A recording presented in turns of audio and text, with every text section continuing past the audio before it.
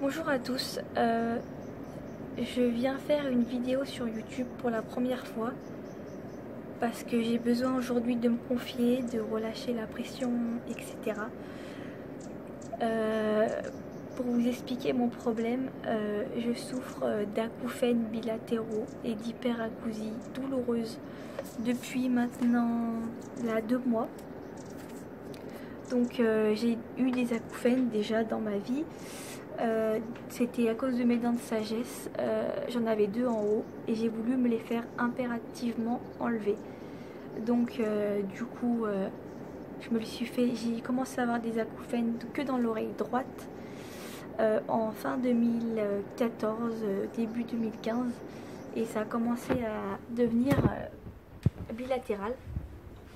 Donc c'est devenu très handicapant au début, comme tout le monde. Je me suis dit que ça allait passer, que c'était pas très grave, que voilà, c'était passager. Et j'ai découvert que ça pouvait rester à vie. Donc je conseille déjà à personne d'aller sur France Acouphènes ou aller regarder sur internet, parce que franchement on a juste envie de se tirer une balle quand on va sur des sites comme ça.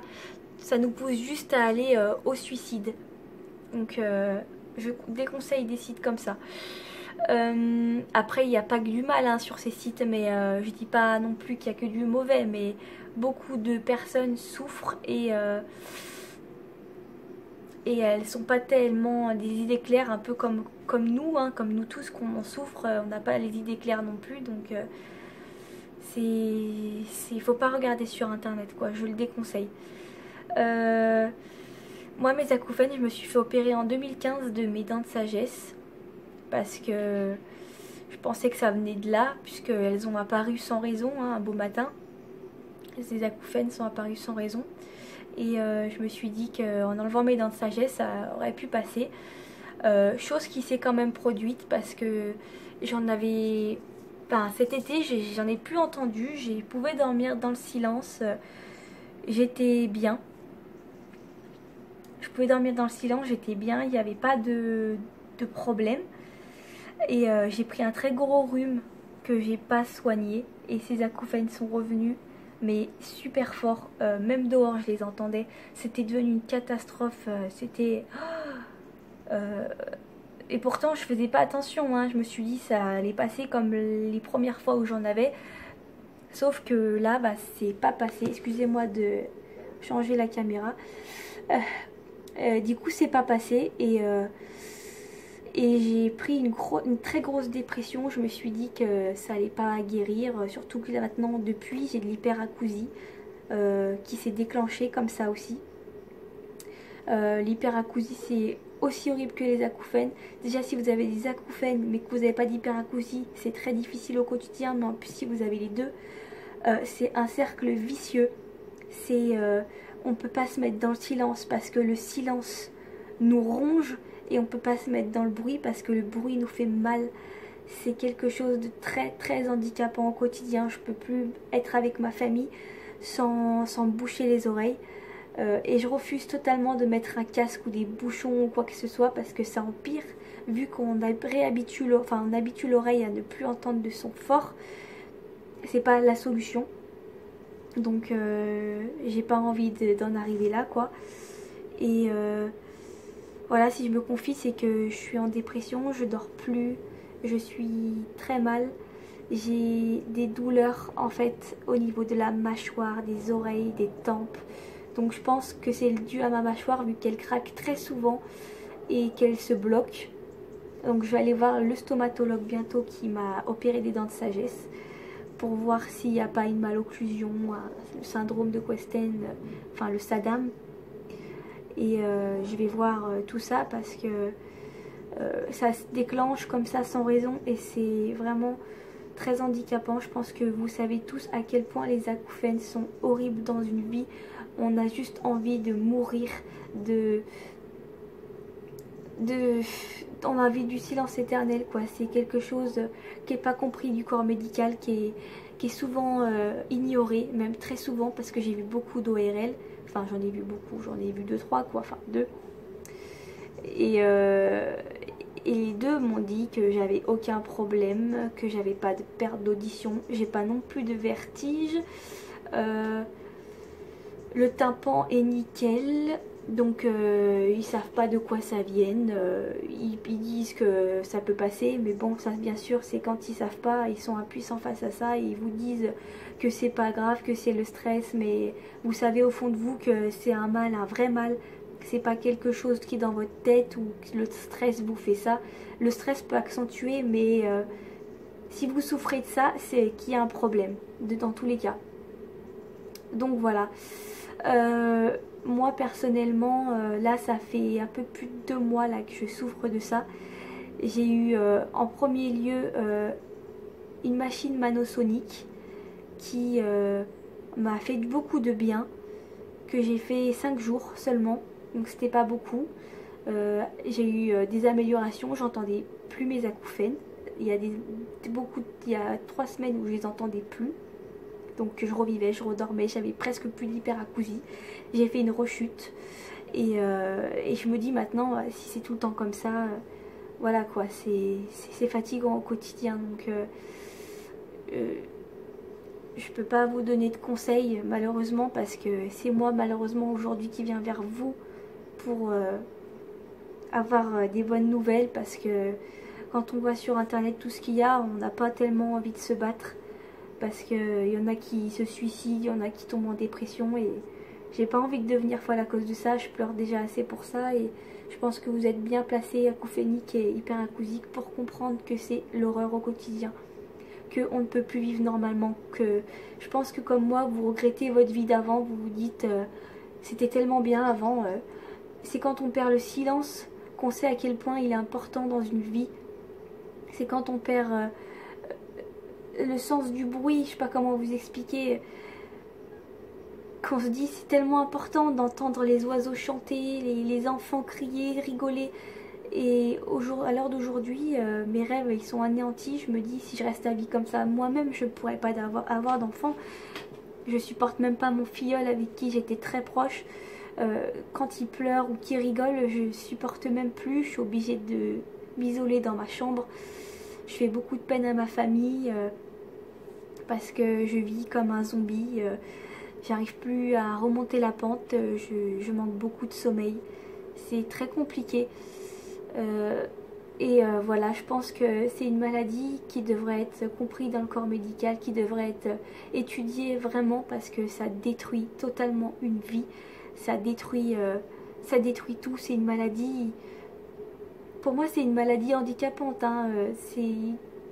C'est comme, c'est con hein, ce que je vais dire, excusez-moi du terme, mais c'est comme si quelqu'un avait un membre en moins et qui pouvait plus vivre comme avant. Nous c'est exactement la même chose.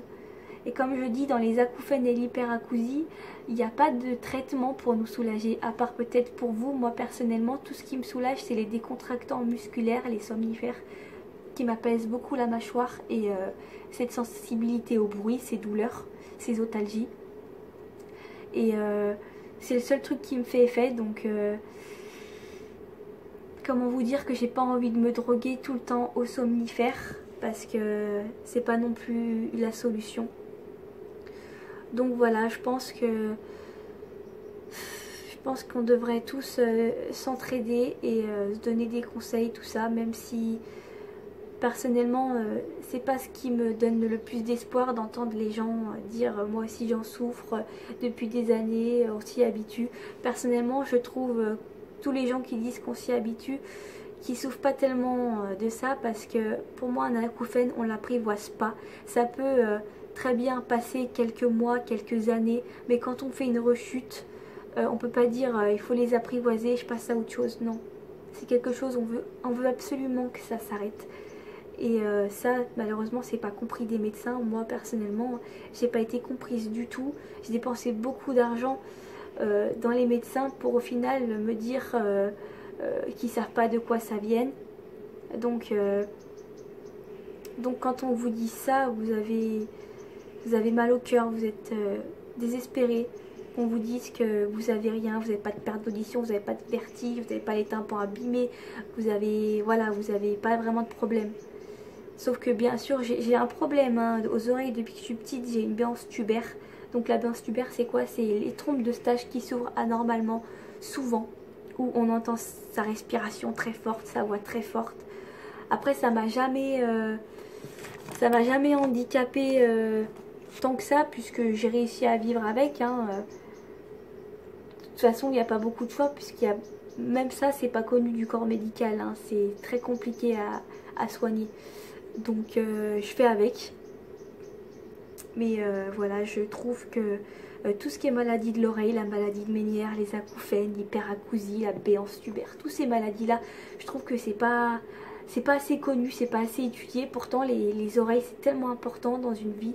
On devrait, les chercheurs devraient vraiment se bouger et voir tout traitement possible pour soulager, au moins pour soulager, parce que moi, c'est tout ce que je souhaite. Je prie tous les soirs le bon Dieu pour que, pas moi-même, mais que tout le monde, vous tous, qu'on guérisse de ce mal, qu'on puisse vivre notre vie comme avant, comme vivre normalement, quoi, sans pleurs, sans dépression, sans peur. Parce que c'est horrible de dire tout ce que les acouphènes génèrent, tout ce que l'hyperacousie génère dans une vie, c'est quelque chose de très compliqué. Moi j'ai 20 ans et je me dis ma vie ça se trouve elle s'arrête là parce que j'arrive plus à écouter ma famille parler, même mon copain qui a la voix grave me fait mal aux oreilles, ma propre voix me fait mal aux oreilles. Ça devient beaucoup trop handicapant. Donc voilà, je fais cette vidéo parce que j'ai besoin de me confier et d'entendre des témoignages positifs parce que j'en ai trop entendu des négatifs, ce qui m'a encore plus mis la boule au ventre, on va dire. Et voilà, j'espère de tout mon cœur qu'un jour ils trouveront une solution pour nous tous parce que on le mérite. On a peut-être, moi je souffre de ça depuis pas longtemps, mais pour tous ceux qui souffrent depuis des années de ça, qu'ils ont pleuré tellement de fois dans leur vie alors qu'ils auraient dû être heureux, qu'ils auraient dû vivre leur vie à pleines dents, qu'ils méritaient pas ça. Je trouve ça tellement injuste de nous laisser comme ça en disant on peut rien faire, habituez-vous. Faut le voir pour le croire, je pense. Donc voilà, je pense que j'ai tout dit. Et voilà, j'espère que c'est un problème de mâchoire, tout ça. Enfin, j'espère que pour moi, ma cause, il y aura quelque chose à faire, quoi. Je suis pas une cause sans espoir parce que ça me fait peur. Tout ça me fait très peur. Et j'espère que pour vous aussi, ça ira mieux. Qu'on va trouver un traitement pour nous tous dans le futur. J'espère, mais de tout mon cœur, que quand on souffre de ça, qu'on se dise comme un rhume, bah super, c'est pas grave, je vais aller à la pharmacie, ça va se soigner et on n'en parle plus, quoi. J'espère que dans un proche futur ça se passera comme ça parce qu'on n'est pas assez compris du corps médical et il faut vraiment faire quelque chose pour nous parce que c'est plus possible, c'est plus possible de vivre comme ça. Donc voilà, j'espère que bah, vous me répondrez et puis que ça va pour vous, que c'est pas handicapant non plus, que vous vous en sortez quand même dans la vie de tous les jours et que bah, y a des chances que ça puisse partir. Je vous remercie d'avoir regardé la vidéo et en espérant que on trouve quelque chose très vite pour nous tous qui souffrons de cette maladie. Bisous à tous.